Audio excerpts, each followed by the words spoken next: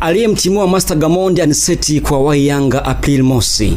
Kocha wa Tabora United Mkongomani Anicet Kiazaidi anatarajia kuwahi mchezo wa ligi kuu dhidi ya Yanga utakaochezwa April mosi mwaka huu kwenye uwanja wa Ali Hassan Mwinyi mkoani Tabora baada ya kwenda kwao DRC Congo kusoma.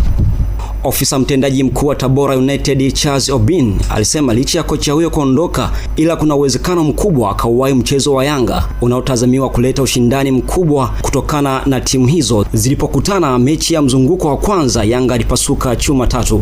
Matumaini yetu hadi kufikia April mosi atakuwa amejiunga na timu. Swala yeye kufukuzwa kama inavyozungumziwa kwangu halijafanikiwa, ila inachotambua alituaga anaenda kufanya kozi yake ya refresh tu na wala sio vinginevyo, alisema kiongozi huyo.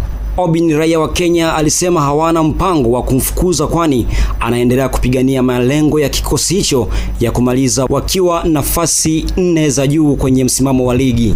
Na kwingineko, shirikisho la mpira wa miguu Tanzania TFF limeufungulia uwanja wa CCM Kirumba Mwanza kutumika kwa michezo ya ligi baada ya kufanya marekebisho yaliyokidhi vigezo vya kikanuni na sheria za mpira wa miguu. Taarifa ya TFF ya leo Machi 20, 2025 imeeleza kuwa uwanja huo uliofungiwa. Taarifa ya TFF ya leo Machi 20, 2025 imeeleza kuwa uwanja huo uliofungiwa kutokana na miundombinu yake kutofaa kutumika kama ilivyoainishwa kwenye masharti ya kanuni ya leseni za klabu umekaguliwa na kukidhi vigezo vya kikanuni baada ya marekebisho yaliyoelekezwa kufanyika.